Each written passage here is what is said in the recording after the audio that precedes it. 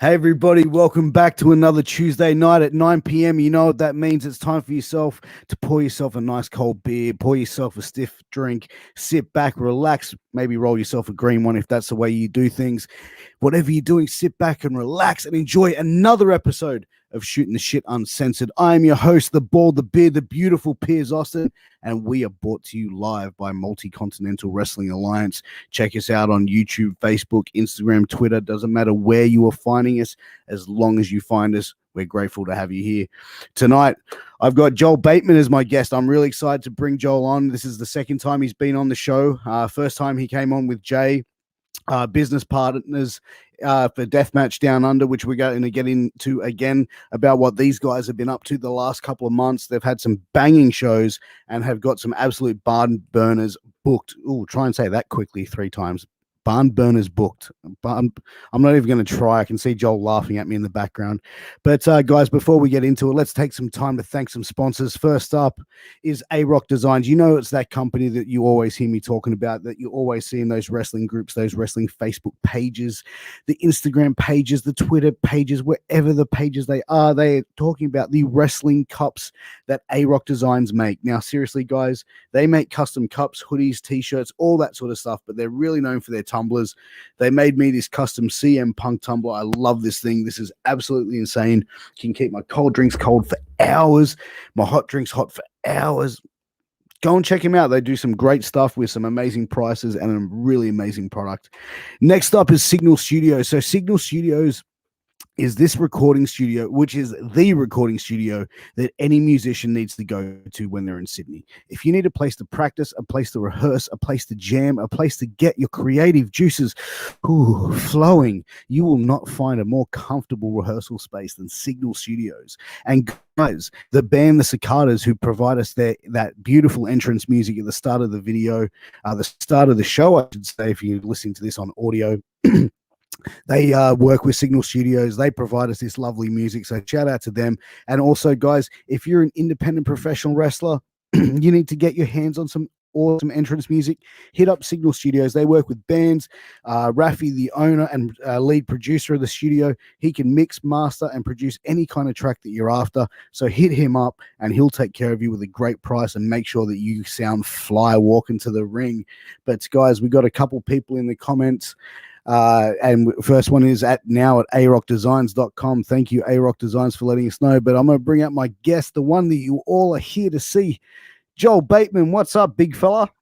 I'm not much. I have been holding in a burp for the last 2 minutes because I really didn't want to kind of come in and belch down the microphone. But otherwise, I'm doing all right. How are you?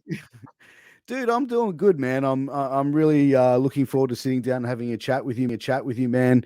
As always, it's great catching up with you.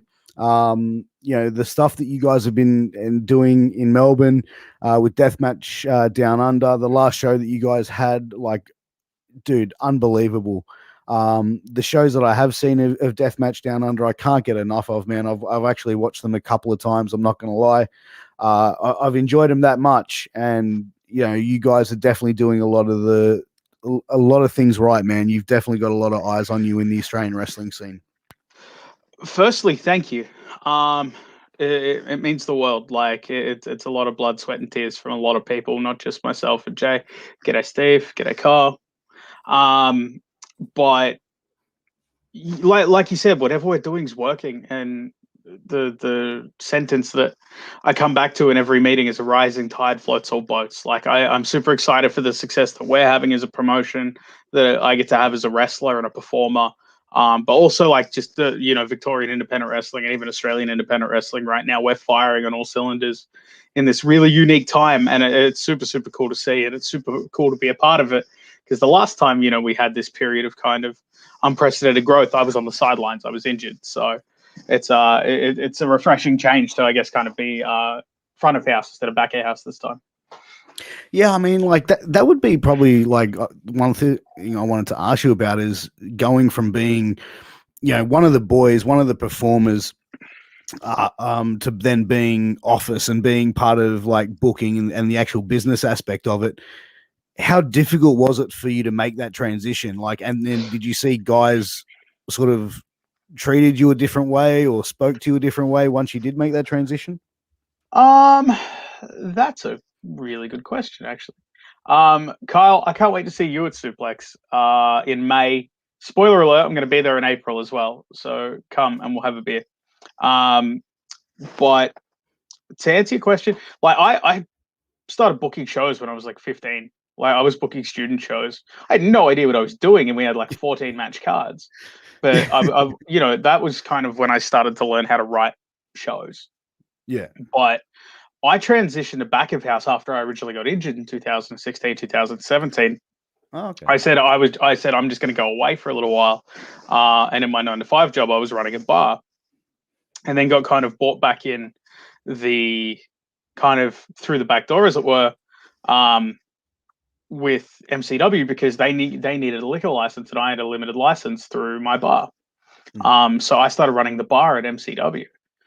Just to help the guys out there because the guys who were running the promotion at the time are, some of my best friends. So, and then as the promotion grew and they had that period of kind of, like I said, that unrestricted growth around the time they were working with New Japan and when Okada came over and stuff like that, I fell into a back of house role there as like a producer and really learned to cut my chops there in terms of back of house stuff. So, a lot of the newer talent, the guys who haven't known me since, because there are guys who have come in that are 4 or 5 years in who's only known me as a back of house guy and a producer, and they go, "Wait, you could wrestle? Yeah, I could wrestle."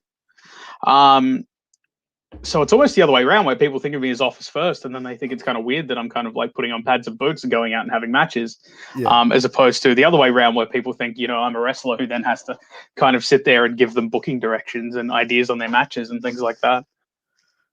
Yeah, I mean, let me go back to this. Like when you did make that transition when you were injured and going into being like a backstage agent, producer type of role, because you've been in the wrestling business since you were very young. Like you broke in as a teenager. So, I think. Keep going. Yeah, right. Well, younger than a teenager, you got into the business. And, I think at that stage, like someone who's been around wrestling for that long would definitely have a strong understanding of psychology and would be probably a very good asset to a back of house for someone's back of house, I should say. Oh, fuck, I hope so. I've always thought I had a good mind for wrestling, and I didn't think I had a g'day. I didn't think I had a really good mind for wrestling until I got injured and got to sit on the sidelines and kind of do it. Not necessarily like producing and agenting, like that wasn't my roles, but there's certain talent that I do have a good connection with, and I'm able to communicate really well with, and think on similar wavelengths, and pitch ideas for matches, and then resonate. I can kind of play stuff out of my head and then trying to communicate that to certain talent. Sometimes it works, sometimes it doesn't work. But I think now, 18 years in. So if you want to do the math backwards, I'm 31. So yeah, 18 years in, but I trained for 2 years before I started wrestling. So, yeah, like I think now my brain is as good as it's ever been for pro wrestling. I think I'm thinking as good as I ever have. I think I'm putting together as good a matches as I ever have. I said to Charlie Evans, after our death match at Smashing Sandcastles, I said, you know what? I think that's the place of my favorite match that I've ever had. Hey, Star Flash. Look, I'm going to assume I know who that is. Hello, 5e. But yeah, I said I think that's the best match I've ever had, and my favorite match that I've ever had. So it's cool to be doing that kind of thing, this far in now at 18 years, and whether I've got a couple of years left or a lot of years left, my body's going to be the one that tells me that, as well as my darling wife. But she's my rock, and she's the most supportive person on this wrestling journey that I could possibly ask for. So yeah, it feels really good, and I'm kind of excited for what's coming in 2021, both with DMDU, putting on my promoter hat for a minute.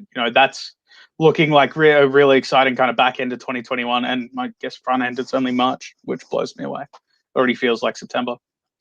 But also as like an individual performer, like Kyle said in the comments, I'm off to Suplex in Newcastle, so I'm actually coming closer to you. So if you want to come for a road trip, come and say what's up.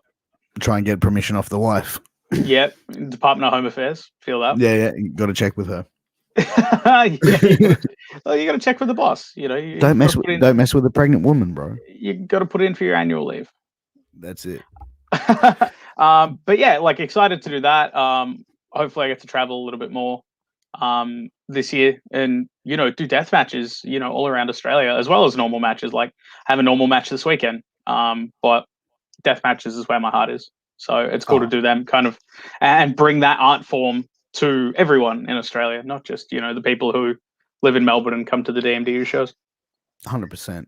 And you mentioned like whether you have 1 or 2 years left or many years left, and that you listen to your body. After 18 years in the business, how's the body feeling? Like how's If I'm listening to my the body, day to day? If I'm listening to my body, it's currently screaming. No, it feels pretty good, to be honest. Like I'm probably not as mobile as I'd like to be. Like I'm not going and training and moving as much as I'd like to be doing. So I do find, like, for example, my neck's pretty stiff. But the shoulder that had the surgery feels really good. I wear the brace as a placebo now. I was explaining when I was down at the Relentless School on the weekend trying to drill a new finisher. I said to them, like, my shoulder's good. The surgery was a success. Physio signed off and everything. It's all good to go. But my brain still thinks there's something wrong with my shoulder. So until I put the brace on, I kind of hold back on that one side, or like I favor that one side, this shoulder here, even though there's no injury there. So putting the brace on is kind of like a placebo, and it makes my brain go, okay, your shoulder has the support it needs, even though it doesn't actually need it. But the knees are good, the ankle's good, lower backs is what it is, but that just comes with time. It's feeling better than it has been. For someone who gets slammed through broken glass and bashed with light tubes and wrapped up in barbed wire every couple of weeks, I feel pretty good.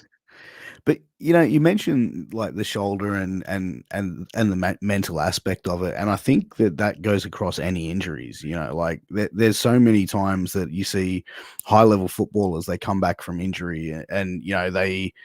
You know what I mean? Like they're not really themselves for the first couple of games. You know what I mean? Like it takes them a while to sort of break off that injury rust or whatever you want to call it. But I can remember, being injured, when I did my MMA training and I literally pulled my kneecap out of the socket.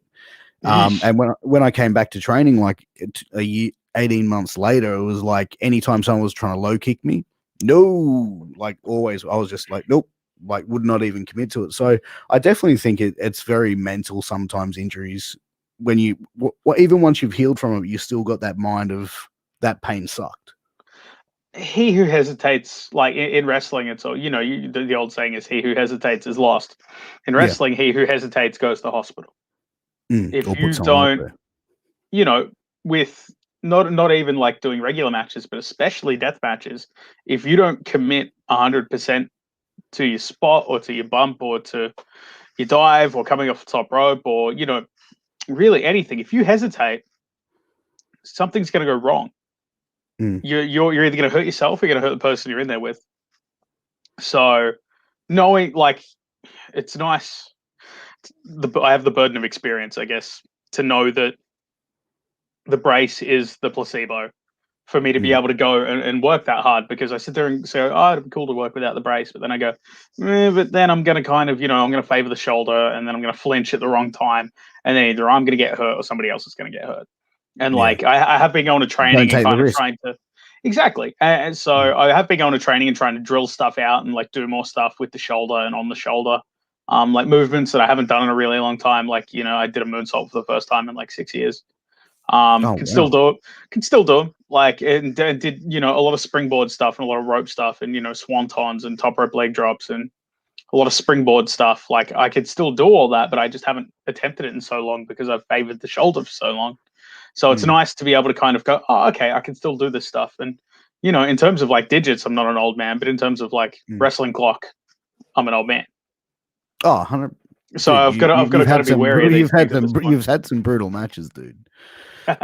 Like you've had some absolute like bloody wars that I've seen, and maybe the shoulder brace, you could incorporate that into like the gimmick or something. Like if you ever became like a really like evil heel, you could be like the D'Lo Brown had the chest protector. You could get like the shoulder protector, and I don't know. If you want to go old school, hit like you know what I mean? and do what the Patriot missile flying shoulder block as a finisher.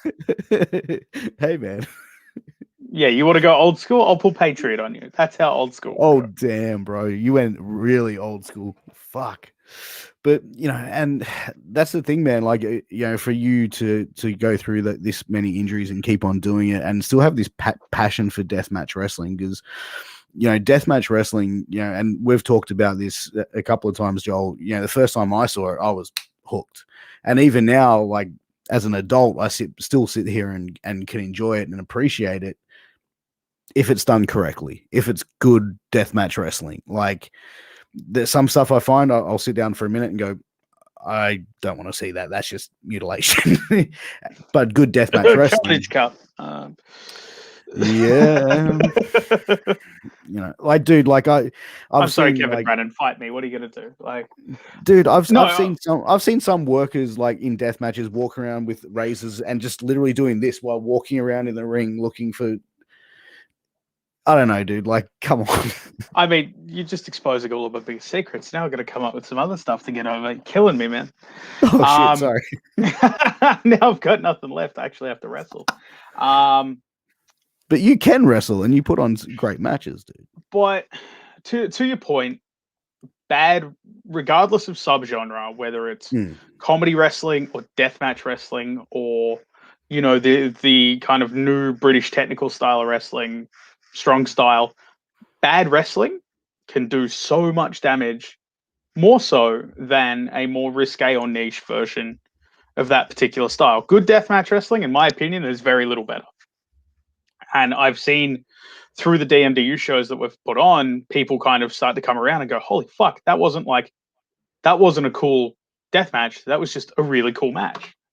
Yes, It is. It's just another subgenre like hardcore or lucha libre or comedy or, strong style, Kings Road, whatever.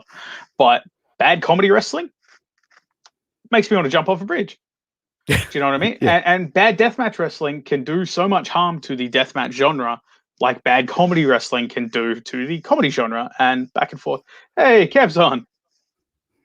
Dude, hey, what time up, is it over there? I know Kev's coming in from California. I believe it. God, what time is it in Cali right now? Actually, hang on. Did you just get up, or have you not gone to bed yet? I think Kev turned up for the last show as well. 3:20 a.m. Okay, you haven't gone to bed yet. Yep. That's commitment to see his friend on a show. Yeah, and I really do appreciate it. Kev is patient zero and is referred to in our group as patient zero for a reason. He was literally the first fan anywhere in the world that we had for DMDU. So before Australia knew about us, Kev knew about us, and wow, it still blows my mind that we have support all around the world. So thank you, Kev. Dude, and that's the thing, man. Social media is such the key now, man. Like compared to what it was like 20 years ago, where it was like there was no social media, there was no internet, and now it's like the world can pretty much find DMDU, PWA, IWA, MCW, all these great Australian products that these companies are putting out there. I think it's really interesting at the moment. Like I said on another program not that long ago, and I was talking to JXT when we said it, that Australian wrestling is now right at the beginning of the biggest growth period we've had since the 60s. Because, sadly, there is still a global pandemic on. We hope to see the end of it. It's still another few months away. With a couple of exceptions, the United States can't have large crowds back at shows. Australia is the only place in the Western world that is putting out live wrestling with big audiences and providing that atmosphere different to the COVID era. Do you know what I mean? Like there've been some amazing matches that have been put on during this era, but we'll look back on this in 10 years, like we look back on the Attitude Era or, the All Japan run of the late 90s or Noah through the 2000s. But we're lucky where we're producing, English speaking wrestling that the world can take in with a crowd. And I feel so bad for, our friends in America, and I hope WrestleMania weekend goes really well. And, it's only Florida where they can have crowds, but, our friends at Game Changer, running in Jersey, they're running at like a 20 or 30% cap and putting on, the best independent cards in the country. But they can only have a couple of hundred people there where, PWA had 300 plus the other night. For Ricky South finally winning the PWA title. Yeah. We've sold out both of our Arrow shows with just under 300 people both times. So it's super, super cool. But we now need to strike while the iron's hot because everyone's looking around going, where's the next stars coming? Where's the next stars coming from? And it's obviously, if you saw the news this week, it's coming from here. Dude, that news blew my mind. I was at the PWA show when they went off air and Wahlberg did the chat, and that moment, like you could see everyone in that crowd was emotional about it and everything like that. Nothing was said like where it was going. I haven't mentioned anything because is it confirmed now, or is it just in dirt sheets? I've seen enough dirt sheets say it. You could talk about it, like the dirt sheets are saying it, so everyone knows, regardless of whether they've said it yet. But they'll say it in the next week or so. They probably won't say it until they're on a plane and over there. Yeah, 100%. And I think, again, two Australian talents going over there is just bringing more eyes. That mosquito was hardcore, ladies and gentlemen. It was hardcore. May have also been drunk, but but that's the thing, like we're going to start seeing more Australians on that programming, which is going to bring more eyes back onto Australian wrestling. And I think now, and I think your friend Kev hit it on the head where he said it's insane how social media has brought international wrestling to your fingertips. You know what I mean? Like the fact that we can sit here now and go online and watch like Game Changer Wrestling and stuff like that. And whereas opposed to like I said before, 15, 20 years ago, it was like tape trading. Trading tapes, baby. Yep. Yeah. I wouldn't know a fraction of what I know if it wasn't for Matt Wars and IBP. Like that was my childhood. Was tape trading with Matt Wars. But yeah, like it's cool to be able to have the internet to watch wrestling. But again, like putting on my wrestler and promoter hat, the ability to network so immediately is so cool. Like 2 years ago, the amount of people that I can now call my friends and some of my best friends in the whole world who 2 years ago I didn't know or would ever think to have the ability to communicate with. And it was because we all kind of sat at home on our asses for 6 months and went, what else is out there in the world? I've now got, an amazing friendship circle, an amazing business network all over the world because of the pandemic. And like, yeah, it's super, super cool seeing the two stars from Sydney getting on a plane and going to America. I don't want to put my foot in it too much because they're mates. Yeah, but, that's I think that's on the same. I don't want to. Look, next week I'll say nice things. I've sent them both messages and said, hey, that's awesome. But like the ability to communicate with people like Game Changer Wrestling, talking to like TNT Wrestling, being able to talk with some of the guys who are in the Ikitosen in Japan right now, the big deathmatch tournament that Big Japan's putting on. Being able to talk to people like yourself and people like Kev and people like Flash. You're in a different state. Kev's in a different time zone.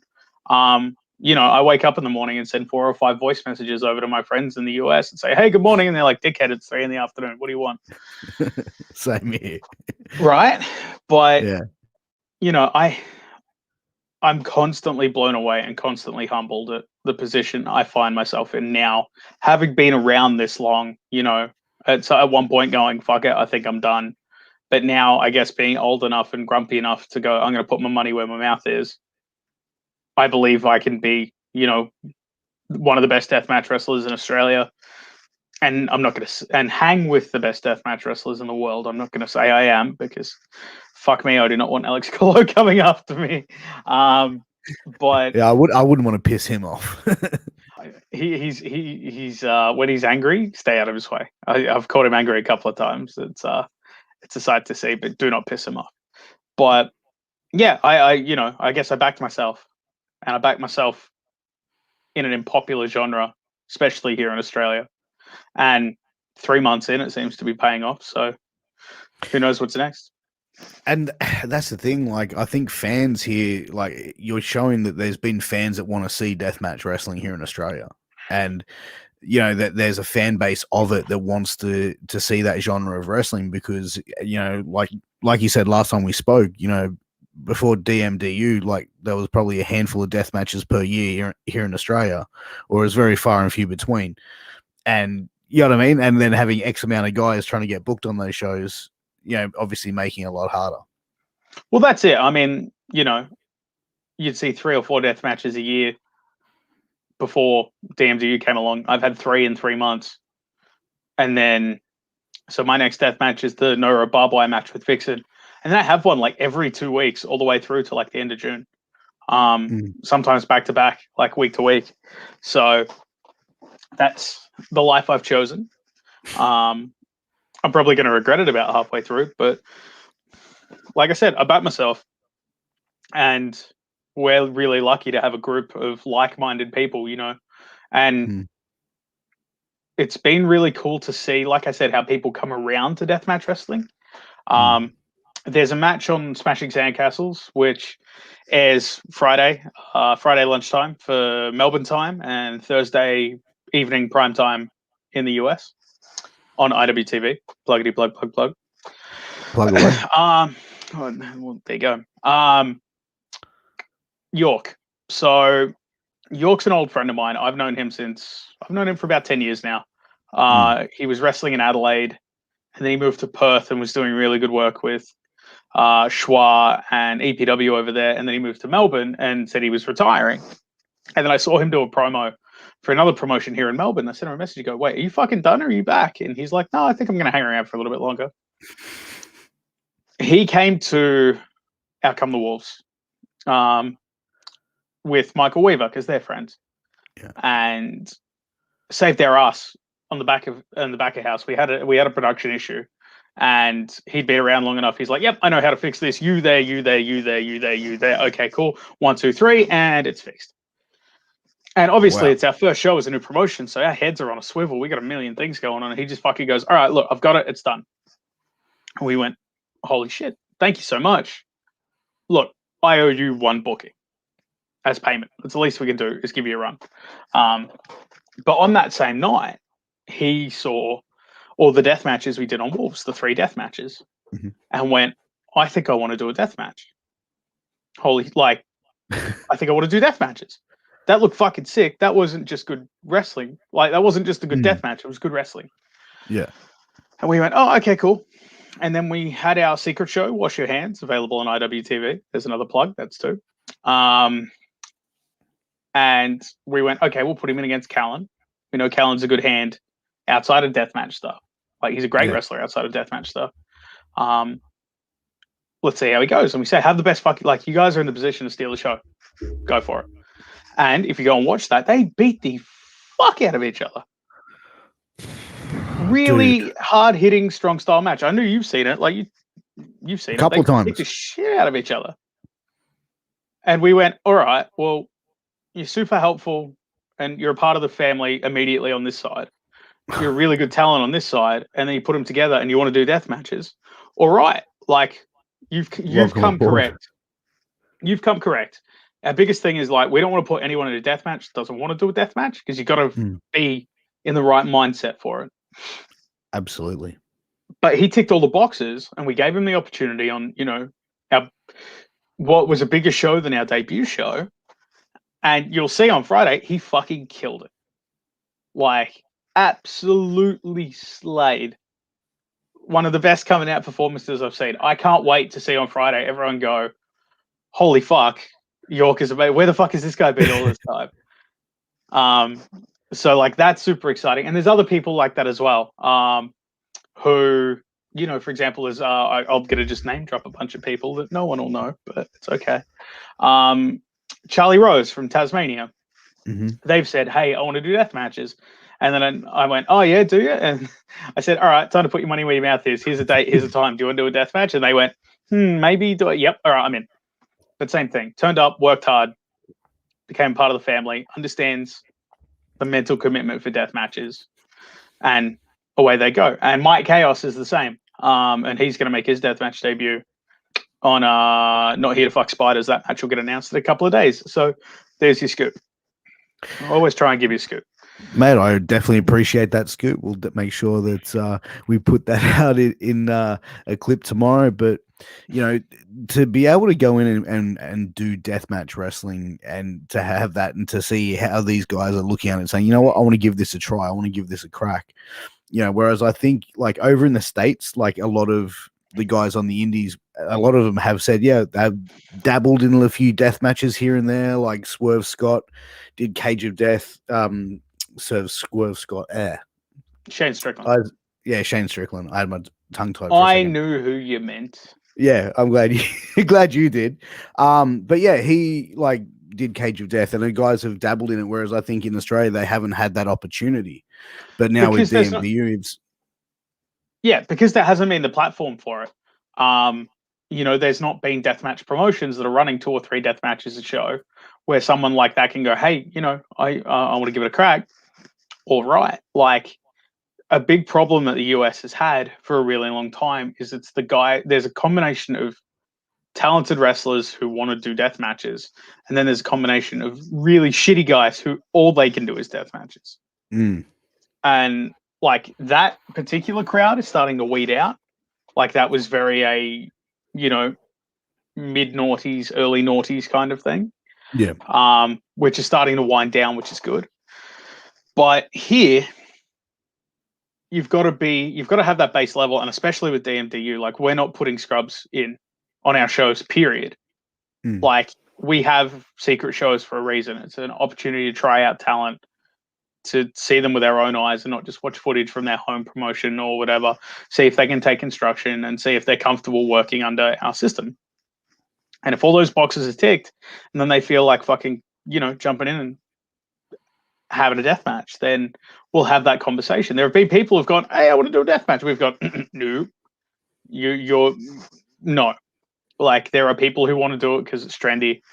That's not okay with us at this point, because we have a duty of care to them, because the last thing I want is someone thinking it's a good idea, taking the first bump, immediately realizing it's a bad idea and going into shock. And That that's does, like how many times how many times have you seen that happen though, Joel, in your years, like people just freaking out once they get in there? Once or twice, where, you know, they talk a big game out the back and then we get in there and it's like, all right, time for the first one, bang. How'd that feel? And they go, I don't want to do that anymore. And you go, fuck. All right. Yeah. Well, we're in here now, so I guess my night's about to get really shitty, because all the stuff that you don't want to do, I now have to do, as well as all the stuff that I was going to do. So Yeah, I just so I just doubled my gross bump card because you know bit off more than you can chew. Tremendous. Yay. And that must be frustrating though, like in Incredibly. that situation. Yeah, like, you know, because then you've got to go and take that extra punishment. This person's now just, but yeah, if you look at it for old school wrestling as well, then it's like this person, even if you win the match, this person's just beating the shit out of you for like 10 minutes straight, and then you know what I mean? Like even if you're I over look on that great, match, but they leave with no damage, and you know it's I that's why I keep coming back to come correct. Like no, I'm happy to have big long conversations about death matches with anybody in terms of what it takes physically and more so mentally, because you've got to really be ready for that kind of stuff. And like, Kev, I see your question in the chat, and I'll get to it once I finish my point. We had a show cancellation. We had a 5-day lockdown in February. Smashing Sandcastles was meant to be the day before Valentine's Day, and we had a snap lockdown less than 24 hours beforehand. And I had spent the last couple of days before that starting to mentally get ready for the match and making sure that I was ready, and because I knew what the match was going to be. I knew what we had at our disposal, and I knew how hard we were going to work. And then to have all of that pulled away from you so close before going out, you know, you almost convince yourself before you go out there that it's cathartic to go out there and have the match and, you know, go through the war and then come out the other end and smile and go, I did it. Do you know what I mean? Yeah. It's like running a marathon or doing a Tough Mudder or something like that. It's just something that you prepare for, and then to have that pulled away without the final product was, it really took it out of me. I know it took it out of Charlie as well. And it took us both a few days to kind of get back right and go, okay, shit, we've got to wait another month to do this. And you could see a lot in our match at Sandcastles where it was like, this is cathartic. This is what we've wanted for so long. This is what we came this close to doing a month ago, and now we get to do it. This is everything we wanted, and it was everything I wanted out of the match and more. Yeah, I mean, like I said, I'm looking forward to sitting down on Friday and watching it. To me, I think it was, everything that I've seen about it, it was on another level. And even the match that Charlie had with Jessica Troy at the PWA show, it started with a kiss, dude. Brought out the skewers, there was thumbtacks, there was barbed wire, dude, I was like, whoa. that was the first time for me to see like the some of that kind of stuff live. Yeah, dude, I was like, whoa, this is pretty cool. This is pretty rad, with two people that put on an amazing match, but then incorporated the bits and pieces to obviously intensify the feud and intensify the match. And it was like, as I was blown away. Hand on heart, and I said it all the way back in January, and I'll say it till I'm blue in the face, and I hope she hears me say it. Charlie Evans is one of our best exports and one of the best wrestlers on the planet. And I knew that because I know her, and then I got in there with her and I went, I'm fucking right. She's one of the best on the planet. And it's just the little things, and it's things that I can't explain because, it's little wrestler things. Yeah. But from the first... Sorry, that's been bugging me for a little while. From the first elbow she hit me with, I went, fuck, you're good. And I whopped her back, and she hit me, and I went, yep, all right. I know exactly where this match is going. I know exactly your timing, and it wasn't even a verbal thing. Like, everything was just where it needed to be because she's that fucking good. And then watching the match with Jess, not a deathmatch wrestler. Jess is one of the best technical wrestlers this country has to offer. And watching Charlie and Jess blend those two worlds so well. The skewers in the head, and then but then the fighting spirit to then do the stomp in the tacks, like to stomp Charlie's hand in the tacks and then get the armbar. Yeah. A perfect blend. And it was an amazing match. I've had the chance to watch it, and I thought it was fucking brilliant. I might actually watch it back once I get offline with you. But I implore every wrestling fan in Australia to go out and watch Charlie Evans wherever you can, because I fully believe the next time she leaves, she's not coming back. Yeah. No, mate, she's amazing. And to see her perform live, and like I said, that match was just completely blown away. Like the two of them did it, like, as you said, an amazing match, and definitely worth watching again. So, but going back, talking, about deathmatch wrestling though, like, talking about, a person hesitating in the ring. Perfect case in point with that was David Arquette when he had the match with Nick Gage. Yes and no. I mean, if my neck got cut like that, I'd probably change things pretty quickly as well. No, not that he changed things pretty quickly, but like he hesitated in that moment, and that's what caused the incident. Like he flipped out, didn't he? So I've seen the match, but I can't recall exactly. Everything seemed to go well. He took some tube shots to the head. That went well. He hit the diamond cutter through the tubes. That went well. But something happened where he got his neck cut. So luckily it wasn't an artery. But he got his neck cut around the front. He defended deathmatch wrestling as well after that, and he said no, that it was his fault. He goes, no, I fucked up. He just got spooked when Gage had the tubes there, and he went like that. And that's it. It's things like that. It's things like you have to land flat on particular weapons, or when you're getting hit with particular weapons, you have to turn your head a certain way, and the margin for error is really, really small. And if you get it wrong, it can be pretty drastic. It can change things pretty drastically. And even when things go right, Do you know what I mean? Like, even when it's not someone hesitating, we've seen it with, sadly, we saw it with G-Raver. Thank goodness he's back and he's healthy. Yeah. But, you know, they've done that before a couple of times and it went well. And that one time it didn't go well. And look at how it ended up. Nick Cage, same thing. Yeah. You know, he's got thrown through tubes on the middle of the ropes a gazillion times. It's just that one time it didn't go the way you wanted it to and almost killed him. Literally almost killed him. And that's the thing, man. Like to go through that, and he came back like a week later and wrestled. I remember. Yeah, he came back and had a death match like a week later, and it's like that's crazy. And the determination for someone to like anyone to do deathmatch wrestling, like to put your body. Oh, you've got to be bonkers. Punishment. You've got to be completely nuts. I don't think you got to be bonkers. I think you've definitely got to have a passion for the craft, and for that style. And it's like you've seen, like I said before, wrestlers dabble here and there, do it, like use a couple of thumbtacks or try different things.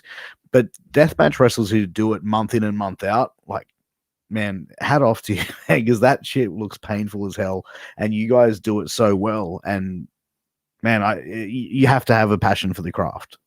Thank you. It means the world. Yeah, I do. I absolutely love deathmatch wrestling. I said it the last time I was on here. Deathmatch wrestling was what made me fall in love with wrestling. Do you know what I mean? Like, I saw WCW on Optus Vision, for anyone in Australia over the age of 30. So I saw WCW on Optus Vision. I caught Superstars here and there. But, like, I went from, oh, yeah, wrestling's kind of cool. And then when I really fell in love with wrestling, I went, this is what I want to do when I grow up. I got to see the last few ECW pay-per-views live. And then the first few live shows I went to had hardcore and death matches on. And then my first mentor, when I started training, introduced me to FMW and IWA Japan. So, yeah. So everyone's like, oh, how cool's Stone Cold Steve Austin? I'm like, how fucking cool's Hayabusa? Like, can we talk about Onita for a second? Fuck Stone Cold. Onita just got blown up. And then came back 3 weeks later and did a tag. So, yeah, that was and then, yeah, I've spoken about the Carnage deathmatch till I'm blue in the face. And the anniversary of that's coming up real quick. I've got some phone calls to make. But, that's an angle literally 20 years in the making. Yeah, 100%. Everyone's still involved in wrestling. And if I have it my way, and if, my bank statement allows me, I would like to pay homage to that if I can. But I've got to get a couple of people on the side and, do right by everybody and the people who started it, because that was, the real beginning of deathmatch wrestling in Australia. It was a huge deal. And I think one day, if you could get him to work out technology, you should get Mad Dog on to get him to talk about it. He doesn't do a lot of interviews, but I heard him do one a couple of weeks ago for a radio interview and got asked about all the Carnage stuff. And he had a take on it that I've never heard, which was super interesting for me now, 18 years on, having sitting in the front row for that match, getting to hear his take when he explains it to a third party still blows my mind now. You know what? I don't even think he has social media. He doesn't. But there are ways to contact him. We'll have a chat after the show. But yeah, no, I'd definitely love to get him on, and he's one I've been wanting on for a long time actually. But it's if you guys can pull that off, man, that'd be great. But with that, I think that the death matches and deathmatch tournaments and a style of like that here in Australia, like going back to the way that it was back then and pulling that off, I reckon that'd be a pretty cool show, man. Well, so there hasn't been a deathmatch tournament in Australia on a professional level. So before DMDU came along and we really pushed forward with what we're doing, all everyone knew overseas was Mad Dog, Crackerjack, and Tournament of Hate. And for those of you who don't know, search Tournament of Hate on YouTube right now and watch all the highlight videos. Tournament of Hate was a backyard wrestling tournament in like 2005 to 2010. Unbelievably good wrestling. Like, it's backyard, but still holds up as a deathmatch tournament against anything out there today. Fucking bonkers. Yeah, TOH is what everyone knows overseas. There are a couple. If you look really hard, there's a couple of people in there who turned pro. I will not tell you their names. I'm But gonna go look it up after this. if you look really hard, you might be able to find out who it is. But so full disclosure, we were going to call our tournament of hate. We reached out to the guys who ran the original one and went, "Hey, what do you think?" Sadly, we weren't able to come to an agreement, but we're very much running in the same spirit, because Tournament of Hate was all about, even though it had a very abrasive name, it was all about inclusivity. Yeah. People who may not have been accepted by training schools and stuff at the time, or were social outcasts coming together. Like they even did the last one was Australia versus Canada. Do you know what I mean? And 4 guys flew over from Canada to do a show in a backyard in Ballarat. That is so insane, right? So that was why we went, hey, look, we see some parallels here. We weren't able to come to an agreement to use the name, but it's still very much in the same spirit. When we do name our deathmatch tournament, don't ask me what it is. We haven't decided yet. If you do it as a backyard tournament, that'd be even cooler. Yeah, look, see, as much fun as it would be to do a backyard wrestling show, there are certain there are certain people in Australia who think what we do is close enough to backyard wrestling. I don't necessarily want to give them all the ammo that they need by actually running a wrestling show in a backyard. Yeah. That'd be pretty funny. That'd be pretty fun too. I reckon time and a place. Like GCW would do it all the time. Yeah, GCW haven't had to deal with what we're dealing with here. Yeah, for the last 20 years, trying to kill the stigma that deathmatch wrestling is garbage. Man, fuck those people. Fuck them. I played the fifth. Yeah, I'll say it though. Fuck them. Thank you. But yeah, no, dude, like deathmatch tournament, that'd be insane. But like, would you have that like as their thoughts to have it in Melbourne? Like, where's the thought plan that you? Yeah. All right. How much can I tell you without getting the rest of the management team to yell at me? Yes, there is a deathmatch tournament coming this year. We were, fuck it. They can yell at me. Callan, MOJ, if you're watching this, pop up in the comments and tell me that I'm doing something wrong. So our original plan, so we have 3 championships with DMDU. 2 have been revealed, obviously. Mm-hmm. So our tag titles get crowned on 17th of April and Not Here to Fuck Spiders. That's our tag team tournament final. May 21st and 22nd is our doubleheader to crown our heavyweight champion. So the juice is worth a squeeze. That's an 16-person 2-day tournament, which will be awesome. And the lineup for that is fucking bananas. Bananas. Can you tell us who's going to be on the show? Nope.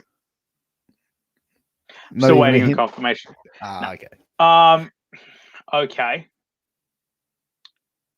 I don't want you to get in trouble. No, you can't. If you can't, you can't. I can't because if I had have thought of clues, I would give you clues. But I'll tell you off air, and you can get excited off air. But the original plan was, because we lost the February show, we essentially lost a month in our long-term storytelling. Yeah, we'll make the show up down the track if there's time. But what the original plan was, the deathmatch title was going to be crowned over 4 months. And we're going to do 2 first-round matches in May, 2 first-round matches in June, the semi-finals in July, and then the final in August, to make sure that the quality of all the matches was good and up there, so that we're not doing a one-day tournament, because no one here has done a one-day tournament. I don't think we know what it's going to take out of us to do a one-day tournament. Yeah. And then we lost the February date. So we went, well, what the fuck are we going to do? And then we looked at the calendar and went, oh, well, we can do this. So we can cut the deathmatch tournament down to 4. You know what? Fuck it. So August will be our one-day deathmatch tournament. Wow. And the winner gets crowned the champ? And the winner gets crowned the Australian Deathmatch Championship. And a big fuck-off trophy. That is insane, dude. I can't wait to see who you've got in this tournament. Yeah, we haven't really locked down competitors yet, because like I said, there are some talent who are going, hey, I want to try my hand at deathmatch. Who knows? They might be brilliant. They may make all of us regular guys and girls step our game up. Honestly, I hope they do. I'm always up for a challenge, but as that'll kind of reveal itself, and yeah, like I'm super excited. It's the first time in Australia that we've done it. I don't know what building we're going to do it in yet. We could do it at Arrow, but to do it properly, I would rather do it in a different building. Ideally somewhere with polished floors where it's easy to sweep up glass. Not carpeted floors like our normal venue, so we're vacuuming for 3 hours. But You wouldn't go an outside venue? not in August in Melbourne, God no. Yeah, no, that's probably a bad idea. So August in America, obviously, is summertime. That is the end of their deathmatch season. Here it's the end of winter, and it's fucking freezing. Yeah, right. So in the States, they've got a deathmatch season that ends in July. Yeah, it runs from about May to August, their deathmatch Yeah, right. season. You'll notice like all the deathmatch tournaments kind of pop up around that time. And they'll all run through. Usually the last one is the NGI, I think is usually the last one nowadays. But Tournament of Death, King of the Death matches, Tournament of Survival all used to run within like the same 2 or 3 month period. Because the weather's good. It's when everyone gets their tax returns to spend money on weapons and shit. Everyone's got money to spend on light tubes. Yeah. And yeah, so it's hot. So you can run shows outside and not freeze to death. Is going back to the United States, a goal of yours to go back over there and wrestle, if the companies like GCW and the other or IWA Mid-South, I don't know if you'd go down and party with Ian or not, but like, is that something like planning that you'd want to do again? Most definitely. Like when I went, I was planning to go back not long after. Thank you, Carl. Please message me when you do plan to fly down. Let me know. I'll make sure you're taken care of. But yeah, I would love to go to the States and ply my trade. One with my friends, like people like Jeff Cannonball and Alex Colon and Neil Diamond Cutter, Cass, obviously, people who I'm lucky to call mates now. The ability to tear it up with them, that's something I'm super excited about. But being able to wrestle for a Game Changer Wrestling or ICW No Holds Barred or a Pro Wrestling Trainwreck or Time Bomb Pro, that's something I'm super excited about. We have a very small, very passionate group of deathmatch wrestlers here. If we get the opportunity to go over there and play our trade against the best in the world, hell yeah, I'm all about that. I'd love to go for a decent period of time. Obviously, I do have commitments here, whether it be shows or my darling wife, who I would love to bring with me. Jeff Cannonball is awesome. His short soda reviews are fucking hilarious. Dude, I love that. I love like one he was like, he took us, he was like, that makes me unhappy. I was just like, this big, he's like this big burly dude, like saying some of the most softest shit in the world. If you go back and watch some of the older ones, it's about halfway through the pandemic, I think. I actually shipped him a bunch of Australian sodas. So I shipped him like Pastito and Solo and Australian Coke, and there's a bunch that he hasn't opened yet. He's still got 4 or 5 that he hasn't opened yet. Yeah, the soda reviews slay me too. I almost stole his gimmick and started doing short beer reviews, but then I saw MLJ does quite long beer reviews, and I was like, I don't want to be that guy. Well, what you could do? You could get like what do you call the one of those vortex button things and just have it like just charge the beer in one go. God no! You want to try charging like a double IPA or an Imperial Stout? That's a really good way to puke your fucking brains out. No way in hell. I forgot you were quite the beer connoisseur. When you're it says craft beer and death matches on my tights and on my t-shirt. There you go. What the fuck? I don't pay that much attention. What can I say? I'm hang on. Where's my sponsor plug there? I'm drinking Venom Pale Ale tonight, who are a amazing sponsor of Deathmatch Downunder, and this is definitely not a 6-pack left over from last week's show. There you go. But what's your favorite craft beer at the moment? Oh, Venom fuck me. It's like asking which one of my children I love the most. What is my there favorite? Goes my next question. Yeah, I'm not fucking answering that on or off air. I wouldn't either. I'm really lucky to have worked in the beer industry for a number of years. I have a lot of friends who pump out really amazing beer. And the good thing is I don't have to go too far to get it. There is a liquor store. I won't call it a bottle shop because no one outside of Australia knows what the fuck we're talking about. There's a bottle shop / bar about 10 minutes from my house called Hopheads, run by a couple of my best friends, Adrian and Ryan, and they do amazing collaboration beers with local breweries here in Melbourne. They do a beer with Mr. Banks that got released on Friday. Mr. Banks is out the other side of Melbourne. That beer was pretty goddamn delicious.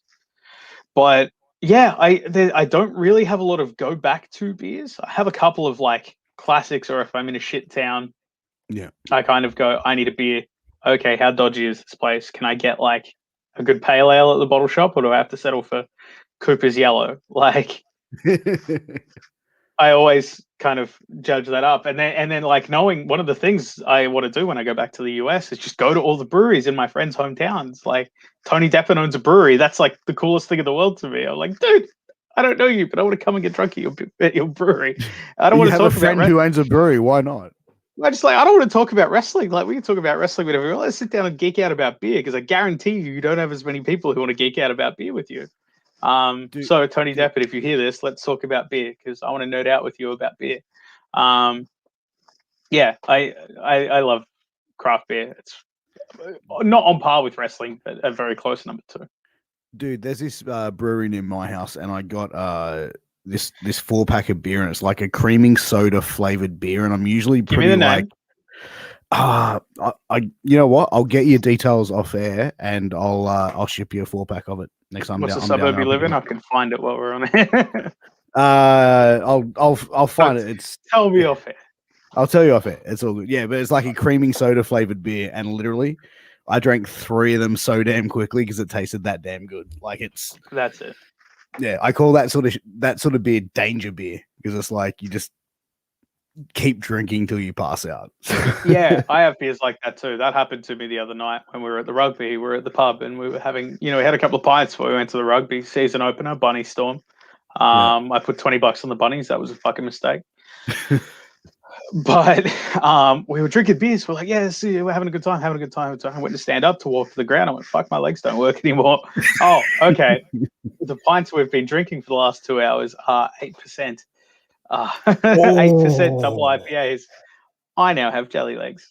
All right, this rugby game is going to get real interesting. How'd you pull up the next day? Dusty. Yeah. real dusty. Oh, it was not in good condition. That's it, man. You can't go too hard on those beers, man. But Joel, we are getting to that 1 hour mark, guys. I just want to take a quick second to thank Joel for being a guest on Shooting the Shit Uncensored. It's always a pleasure to have Joel on and to sit back and shoot the shit, literally. But Joel, where can everyone find you, man? What's the next show for DMDU that's coming up, and where can people find it? So for myself personally, across all social media, @Smash_hit on Twitter and Instagram. I don't really use Facebook, for being completely honest. But Twitter and Instagram, I'm pretty active on. I, against my better judgment, also run a wrestling company called Deatmatch Downunder. Our next show airs on IWTV. If you're in Australia, it is Friday, about 12 p.m., give or take your time zone. And if you're in the US, I believe it is at 8 p.m., give or take your time zone, 8 p.m. Eastern, if I'm not mistaken, on Thursday, called Smashing Sandcastles. I'm headlining against Charlie Evans in a last drinks death match. Watch it to find out what the stipulation is. But it's a really amazing card, top to bottom, and please tune in and watch it. If you aren't signed up to IWTV, please sign up, and you can use the code DMDU, which will give you 5 free days. And it also gives a little kickback to the promotion, because it shows them that we have fans that care enough about us and our product to fork over a couple of bucks a month to watch some wrestling. There you go, guys. Go get yourself a discount on IWTV. Check out some Australian wrestling. Check out Deathmatch Down Under. You will not be disappointed. I guarantee you of that. But, guys, thank you very much for tuning in. Until next time, we'll see you very soon. Take care, guys. Peace.